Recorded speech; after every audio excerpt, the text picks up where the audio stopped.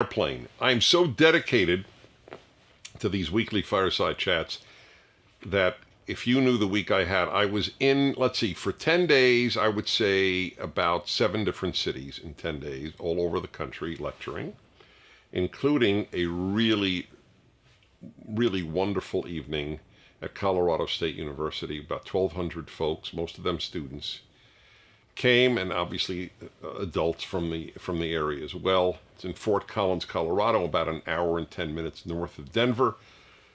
And it was a very wonderful experience. I realize I love talking to college audiences, college students. They don't normally hear what I have to say in the way that I say it. And it's very healthy for me to have that opportunity with students who don't agree with or think they don't agree with what I say, or with conservatives generally, and then for all these others, for almost 1,000 others, to hear someone who knows how to answer these challenges. I think it's an eye-opening experience, a mind-opening experience. There really are answers to these challenges that are offered and seem to have no answers, because the left dominates the campus. So when I come to a campus, it's a very important thing for me. Sadly, it was the only time that I ever asked for any security. I always get security, but I asked for it last night. Boy, did they give me! I thought these are guys from the Army, the way they were dressed up. We're going to put the picture on the website. But I'd like you to watch it. Is it up, Rodrigo? Is it up? Very soon. Very soon. Okay, so by the time you folks see this, it should be up. But I would like you to watch it. And I would like those of you who are older and have kids in college, or grandchildren, or nephews, or nieces, I want them to see a conservative talking, a non-leftist really, talking to students. Because I talk in the same way I'm talking to you, very real, very natural, and it's very important for people to hear these talks, because how often does a college student get to hear a coherent, intellectually based talk on behalf of traditional values? The truth is, almost never. In many cases, never. That's the reason, by the way, the fireside chats are important. It's another opportunity. So welcome to my home, as I always say. There's a real fire, and here's a real man. And this is completely unscripted. It's just myself talking to you. So this past week was a terrible tragedy in American life. All mass shootings are terrible tragedies. I mean, there's no, you can't weigh one against another. The loss of an innocent life is so horrific. I have never lost my horror over murder. Never. I remember when I first learned that people murdered people as a kid, and I was horrified. I have not lost, I'm not jaded, I have not lost that sense of horror. And that's why I believe in the death penalty for premeditated murder. The thought that this guy who murdered these 11 Jews at synagogue will get to keep his life, it is so unjust that, look, I've talked about capital punishment, so I'm not going to review it. There are lectures of mine on it. I've written on it. But even if you're against it, you have to have the intellectual honesty to at least say the following: it's not fair. Okay? Just admit that. Whatever your arguments against capital punishment may be, maybe an innocent will be killed, whatever. But whatever they may be, at least, I know you're intellectually honest if you're an opponent of the death penalty, if you are at least will say it's not fair. He gets to keep his life after he took 11 lives. Okay? If you think that's fair, then it's not that we differ on the death penalty. It's that we differ on what the concept of fair means. It's so obviously, it's a cosmic injustice. This guy's going to have meals and then workout places, and, I'm not going to keep him in solitary confinement. That's torture. I'm not for torture. I'm for the death penalty. He doesn't deserve to keep his life. And then they say, oh, well, but the guy, he's somewhat mentally disturbed. So to which my answer is, so what? So if there is a creature that is so mentally disturbed as to believe that murdering innocent people is good, they're not really human, are they? They may have a human body. They're biologically human, but what you're telling me is there is a creature that can't help murdering people. So why would we want to keep that creature, whatever you want to call it, alive? I mean, it's ironically, you're making a bigger argument for the death penalty. We have this machine, a killing machine. But if there were any other killing machine, it would be destroyed. So I don't buy this mentally ill. I don't know if he's mentally ill. He's obviously emotionally disturbed. The guy was a loner, like all these mass murders. They're all loners. I don't trust loners. It's not a good thing. A human being is meant to be with people, to have friends. So I wrote my column on this. I have my weekly column was on this subject. And I, as a Jew, obviously it hit me in a specific way, being a Jew who attends synagogue virtually every Shabbat, every Sabbath, every Saturday. So for all intents and purposes, obviously, it could have been my synagogue and my friends or me. So I relate to it very directly, but I'm as upset as an American as I am as a Jew, because it's, as it were, America has joined the ranks of countries where there was a mass murder of Jews. It's not America's fault, believe me. It's just sad. It's just sad. Since 1776, this has not occurred. So it's a sort of a loss of innocence, if you will. And it's painful. The whole thing's painful, but there's something almost as painful, and that is all of this blaming of the president for what happened. Let me say, as an American, as a Jew, and as someone who believes in truth, it is one of the vilest lies of my lifetime that President Trump is in some way responsible for this man's behavior. People who don't like the president are prepared to say anything. Truth is much less significant to these people than delegitimizing this presidency. I don't care if you're pro or anti-Trump. You've got to be pro some teensy bit of truth. Oh, well, anti-Semitism has increased in America since Trump was elected. That's, if you look at the data, actually look at it, the whole thing is a gigantic lie. Look up the article. I should put it up on our website. But there's an article by Professor Bernstein of George Mason University on, he's written for Tablet on this, and he's written for, also for Volokh, the Volokh conspiracy. Volokh is a libertarian professor, and he has a very good website. Eugene Volokh, V-O-L-O-K-H. And this Professor Bernstein delineates all the falsehoods of the Anti-Defamation League report on violence against Jews since the president. Most of it is about bomb threats called into Jewish community centers, but none of them were called in by Trump supporters. 90% were called in by an American Jewish kid who is mentally disturbed, who's living in Israel. So it's all nonsense. But I will be writing on this, but you could look at this Professor Bernstein's, I think it's Edward, but I'm not certain. It's just not true about anti-Semitism since the president has been elected. It's not true. I'm tempted to say it's a lie, because it is a lie, but I hate using the L word because it's such a charge to say they're lying, but they are. I don't know what other word to use. But they don't care, because for folks on the left, it is more important to get rid of this president and delegitimize him than to tell the truth. So if you have to lie to get rid of him, lie to get rid of him.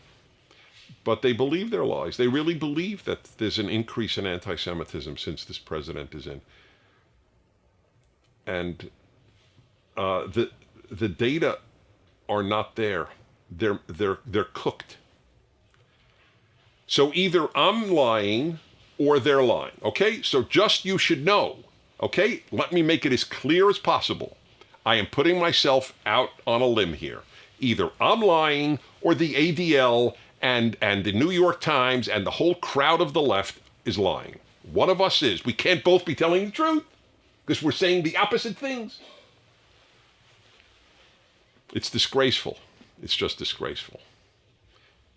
And that's all you hear if you watch CNN, MSNBC, ABC, NBC, CBS, PBS, NPR, New York Times, Washington Post. It doesn't matter. They're in lockstep because they have an agenda, and the agenda is not truth. The agenda is delegitimizing this presidency. That's very very bad. The mayor of Pittsburgh, a Democrat, says the president of the United States should not go to Pittsburgh after this slaughter. What an audacity. What nerve. Can you imagine a Republican mayor after some massacre in his city telling President Obama don't show up? Under chutzpah. Pure, undiluted chutzpah is just these Democrats and these leftists. Don't come to my city? This guy has a Jewish daughter and who goes to synagogue. That's the eye. It could have been his daughter and son-in-law. And he in some way is responsible? That's sick. It's just sick. I don't care if you hate Trump. You got to love truth more than you hate Trump. But that is not possible for the left. That is not possible. I have just described an impossibility. That's where we stand. It's really unfortunate. I'm not smoking a cigar for those of you tuning in. About 4 weeks ago, I had to stop because Facebook finds it offensive that I would appear on this and smoke a cigar. America's legalized marijuana, but you don't want to show kids that an adult is smoking a cigar. This is mind-blowing. You know, I don't know if it's true, so I acknowledge this at the outset. But I heard from a pretty reputable source. I admit I always check it out. But it sounds so plausible that I believe it, but I acknowledge I don't have personal proof yet. That in some city in Virginia, they have outlawed trick-or-treating if you're over 14 years of age. Have you heard about that? 14, that's what I said. No, multiple cities, not just one. Oh, multiple cities. This is not the America I grew up in. America I grew up in was much freer. Who the hell is the government to tell a 15-year-old you are an outlaw if you trick or treat? You don't find that sick? Oh, it's always done in the name of safety. Safety, safety. What's going to happen? What, a 15-year-old is what? I don't understand. What are they going to do? Give razor blades and apples? What is the thinking? They'll rape somebody at the door? I don't even, what is the thinking? If a 32-year-old wants to trick or treat, he can trick or treat. It's a free country. It was a free country. 14 years old. Oh, and wait, we're not done. Oh, and all of this, the most mind-blowing of all, cultural appropriation.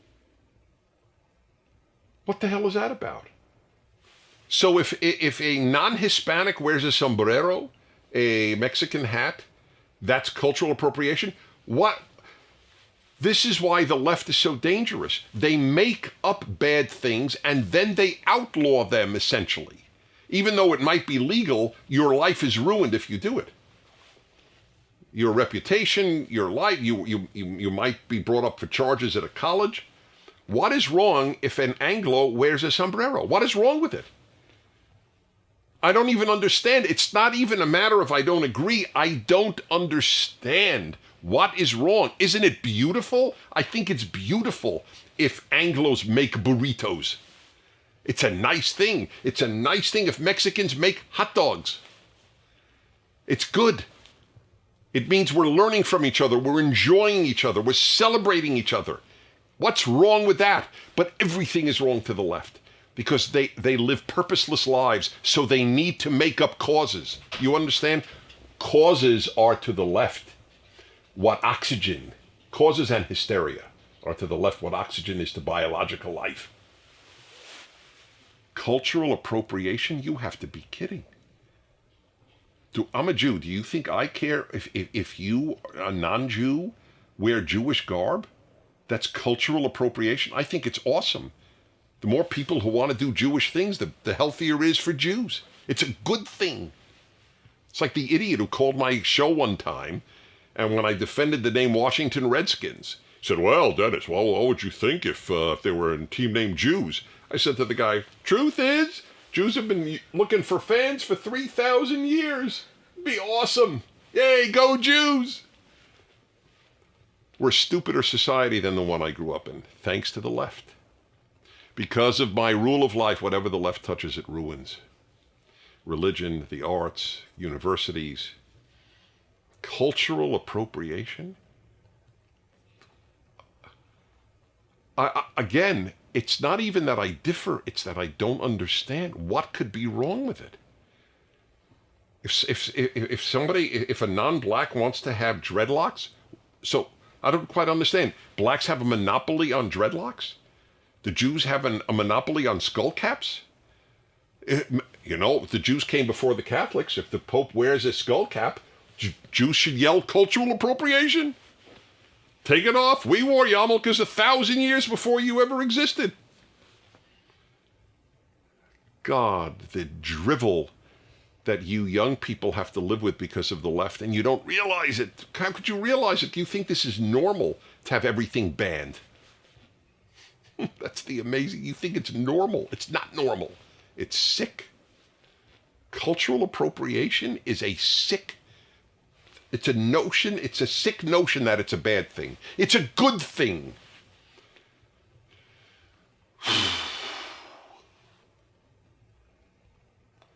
I feel for you. If you're a young person watching, I feel for you. Because you don't know what you're deprived of because of the left. You don't know. That's a good example. You've got to, before you say anything, you have to walk on eggshells with all human beings. Gee, but if I wear a Mexican hat, or if I eat a burrito, am I engaged in there? Am I offending? Am I offending? Am I offending? Am I offending? How could you, why is it an offense? What is offensive about it? So Halloween, you can't dress up as anything except yourself, right? Everything is ultimately cultural appropriation. What are you going to dress up as? You? Everybody should wear a suit. Like me, dress up like me. But why isn't that a cultural appropriation? If you're non-Western, this is Western garb. Why should an Asian kid wear this? Right? Is that cultural appropriation? I tell you, I could cry for my society. But people take it. I don't. I was born a fighter. Because I hate bullies, and the left are the biggest bullies that exist. There are no bullies like the left. None. This is an example of bullying. So let's see. 14-year-olds in city after city can't go, a 14-year-old can't go trick-or-treating. You can't wear a costume that has to do with any other culture. But what if let's say, wait, I'm just curious. Whoa, just hit me. What if you're half black and half white? What are you allowed to do then? Right? I mean, let's be honest, right? Or, if you're like Elizabeth Warren, you're 164th American Indian. Can you go as an American Indian? And by the way, what if you're not even 164th American Indian and you would like to wear Indian headdress? Why is that bad? Why is that insulting? Isn't that a compliment? That would strike me as a compliment.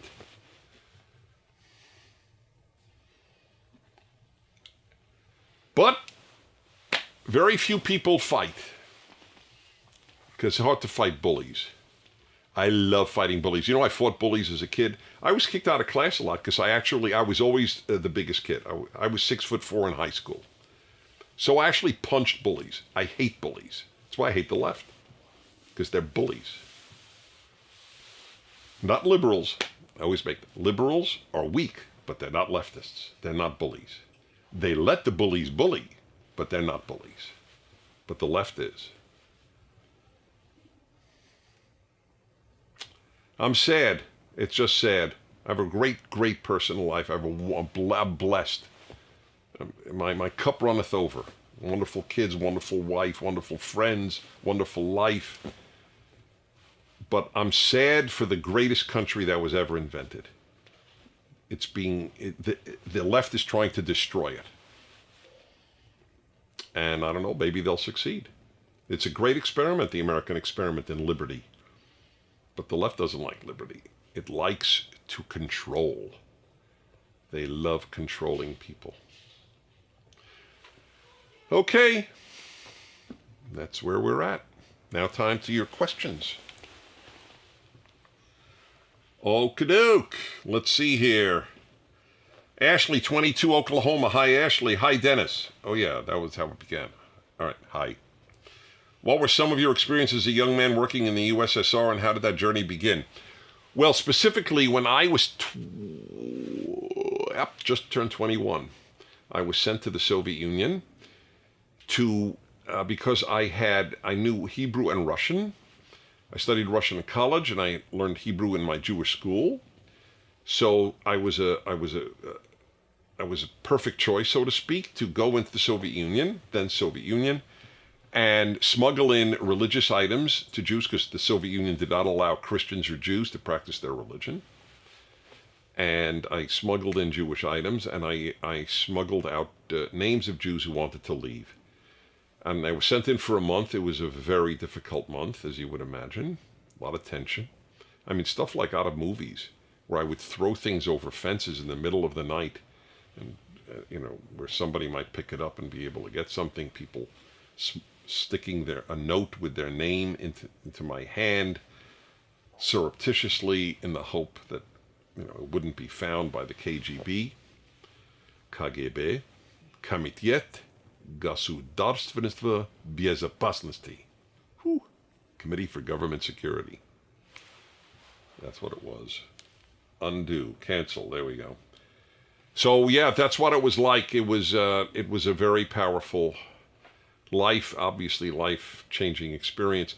So when I got back to the United States, that's when I began lecturing. I was this kid who went to the Soviet Union, so I lectured on what it was like there. So I've been lecturing my entire adult life. I've been in public life since I became an adult at 21. I have a very odd life. I admit it. And blessed one, and with the usual difficulties that humans have. All right, let's see here. AJ 26, California. What is your opinion on tax cuts? Is it hypocritical to implement tax cuts while increasing deficit spending? No, but it is a little hypocritical. The question is whether or not there's a choice. See, this is a very complex and important question you posed. The dream of America was to have as small a government as possible so as to maximize human potential. The bigger the government, the smaller the citizen. It's one of my mottos. Everybody should have it as a bumper sticker. The bigger the government, the smaller the citizen. Because that's true. For example, the dream was, in America, you took care of yourself, you took care of your family, you took care of your community. Now the dream is the government takes care of you, or the government takes care of your family, government takes care of your community. You just do what you want. You don't have any obligations. That's a very, very bad thing. We become rights drunk instead of obligations drunk. It's a big difference between the Judeo-Christian value system and the secular value system. Judeo-Christian is, what are my obligations towards my fellow human being? The secular world is, what are my rights? It's a big difference. If you grow up thinking you're obligated, then you have a lot of rights. Of course we have rights, and by the way, the rights come from our Creator. That's in the Declaration of Independence. If they come from people, people can take them away. But anyway, so the question is a good one. But if you are going to have tax cuts, so theoretically less revenue for the government, how could you also increase government spending? Then you are increasing the government debt, right? The deficit. But here's something you should know. When taxes are reduced, the government gets more money. I know it sounds counterintuitive. I completely understand that. You're lowering taxes, then government gets more money. That's correct. That's what's exactly happened now. It's called the Laffer curve. We have a whole video on the Laffer curve, Laffer. Arthur Laffer is the one who pointed it out. At a certain point of taxation, after you get higher than that level, the revenue decreases. Look, it's obvious. Let's say we tax people at 100%. Would we get more tax revenue or less tax revenue? Less, because nobody would work. At a given point, people stop working. The government's going to take so much more and more money away, it becomes completely unproductive. But if you let people work harder and keep more, they'll actually earn more and then pay more taxes. Next. Martin, 14, Indianapolis, Indiana. Can you show us your favorite pen collection? What inks do you use? Which one is your favorite? Okay. I admit this is not going to interest a lot of you, or all of you, or most of you, or any of you. No, some of you. But I don't care. Martin, you're my man. I hope I meet you one day. So I have not written essentially with a ballpoint pen since high school. My older brother wrote with a fountain pen. You probably don't even know what a fountain pen is, a lot of you. It's a pen you fill with ink, and it is the smoothest writing. If you ever try it, you'll fall in love with it. And I fell in love with it in high school. That's all I write with. And so I knew this would be a question. So I took a few of mine. I have a lot more than this, believe it or not. They're beautiful too. So here, let's get some close-ups. And I mean, tell me this is not gorgeous. This is from Italy. They're gorgeous, these pens. And here's an example. That's a Visconti, if I'm not mistaken. There's one beautiful. I love yellow. Yellow's a happy color. There's another Italian pen, different maker, Aurora. And here, now let me show you what a fountain pen, the nib. It's called a nib. Can you get in on that? That's not a ballpoint pen. So the ink goes through here. You fill it up with ink. And by the way, there's every color in the world, from orange to gray to aqua, turquoise, red, burgundy, literally hundreds of colors. That's part of the fun. And it's much richer. If I showed you the way a ballpoint pen wrote and then this is like 4 times as rich and deep. It's gorgeous stuff. And writing with it is much more fun. Here's another one. This one, I love this one. It's simple black one. It's from Japan, Sailor. The Japanese have very fine nibs. Nibs is the point. They're very fine because to write in Japanese characters, you have to have very precision little strokes. So they really know how to make good nibs. And here's a Parker from France. It writes terrific. My wife even fell in love. To her amazement, she's fallen in love. This is hers. This gorgeous turquoise pen that we got in Italy, and it is Italian. Isn't that beautiful? I mean, these are works of art. So now that's just a few of them. Now, as regards ink, where's the ink? Here we go. So after trying virtually every brand of ink in the world, or nearly every, so I have fallen in love with this Japanese maker, Pilot, and they're all the names of the inks are in Japanese. They're beautifully packaged. It's pretty expensive. It's lists for $35 a bottle. But I mean, it's not like water. You don't just use them. And it's a beautiful bottle. So you see the color of the ink is on the box. And here it is. Ink is half the fun of fountain pens. Give it a try. Fountain pens come from a few dollars to $1,000 or even more. And I hope you do. You know what? The trick in life is to try to make as many things possible as fun as possible. And then enjoy yourself. All right, I'll close that later. I try to make every elevator ride fun. It's one of my internal projects is, can I make somebody laugh by the 4th floor? It's a little game I play with myself. All right. Noah, 17, Irvine, California. What is your all-time favorite quote? Wow. I have no idea. I don't know if I have an all-time favorite quote. I have an all-time favorite biblical verse. Those who love God must hate evil. If you think you can't love God if you don't hate evil. That's a good one. I love that one. Oh, Churchill had so many great quotes. Shakespeare had great quotes. And I'm not comparing myself to these people, but somebody's made a big list of some of my better lines. Like, the bigger the government, the smaller the citizen. But quotes are good. Books of quotations, though, it's interesting. Their batting average is very small. They're not all great quotes, these quotation books. Some are good, but a lot of them aren't. Okay. Brian, 22, Cleveland, Ohio. Hi, Dennis. Hi, Brian. How is it possible to be pro-life and also in favor of the death penalty? I am in favor of the death penalty because I am pro-life. It diminishes the worth of life to let murderers keep their lives. You take a life? Okay. You can stay alive. It's only if we take the life of at least some murderers, and I'm not for taking all murderers because it has to be premeditated and a whole host of things, and we have to be absolutely certain, maybe even with DNA.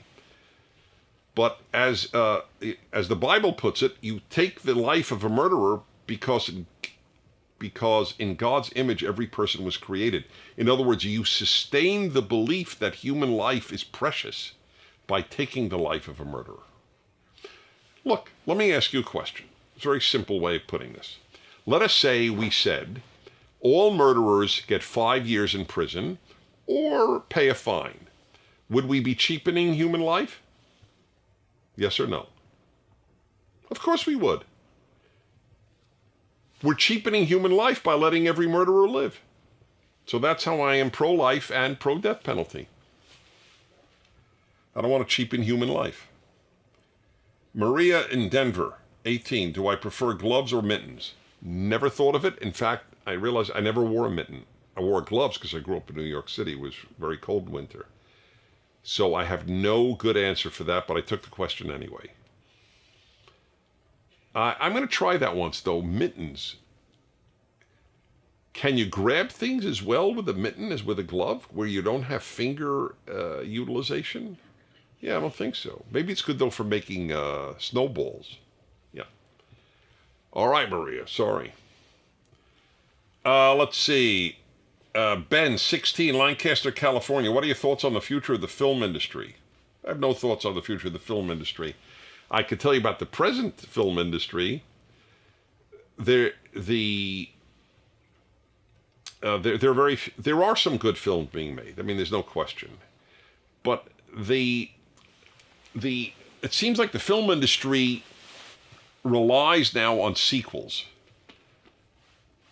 This very little original stuff. So, this worked, so now we'll do part 4. That's one thing. And another is that a lot of it is just meaningless, obviously. Meaningless films. It's fine. It's okay. I play hearts, that's meaningless. There's room for the meaningless in life. But a lot of the, quote, meaningful films they make are really just political statements made by the people who run the film world, who are on the cultural left. It's very interesting. I asked many years ago, when was the last movie made about a good marriage? And nobody could think of any. Maybe because it's boring. No, I'm not joking. Maybe people think, what's more interesting, a marriage falling apart or a happy marriage? So presumably a marriage falling apart. But it's still interesting if you could make one about a real marriage. It's good, but for two people to live with each other for a long time, that's a challenge. It's a beautiful challenge, but it's a challenge. But it's hard to make such a movie. It's easy to make a movie with more car crashes. It's all technical effects, great. But I don't find that to be interesting. I find human beings more interesting than car crashes. I'm in the minority, yes, apparently. But at least with regard to movies. But that would be fascinating to explore real life, real marriage, real raising of children, real growing up. But it's hard to write a good script for that. It's much easier to write a script with, shoot 'em, bang 'em, kill 'em, and that stuff. But I'm not really the one to ask the producer of my show and the executive director of PragerU, Alan Estrin. He taught screenwriting at the American Film Institute for many years. He's a screenwriter by trade. He would have a good answer for that. So on that note, I thank you for being with me. I am very touched by how many people watch these fireside chats. And I'm glad to hear it, because it's a real chance just obviously you're not here, but it's a chance to relate to you in a very direct way. And I appreciate that opportunity. And I thank you, and I hope you'll watch more PragerU videos, touch people's lives with it.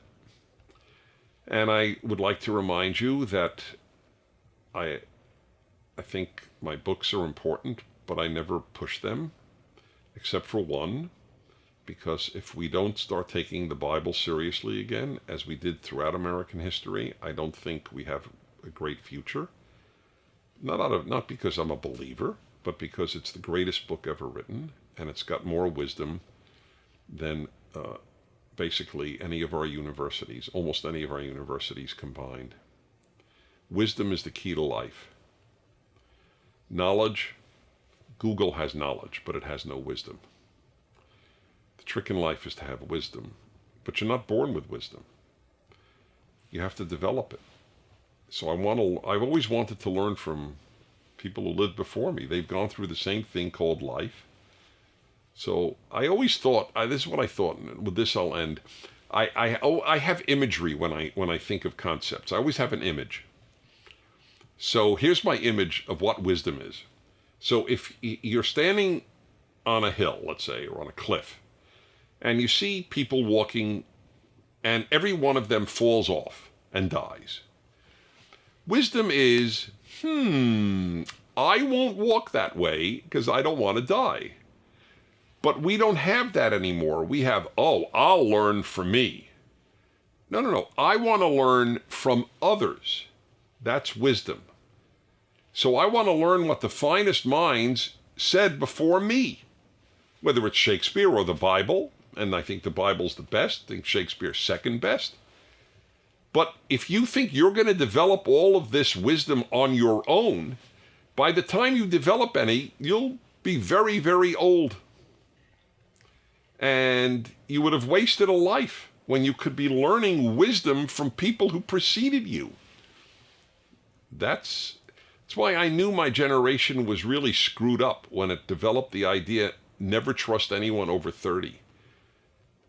Because I knew even as a kid then, wow, they really believe there's nothing to learn from others. They have no wisdom.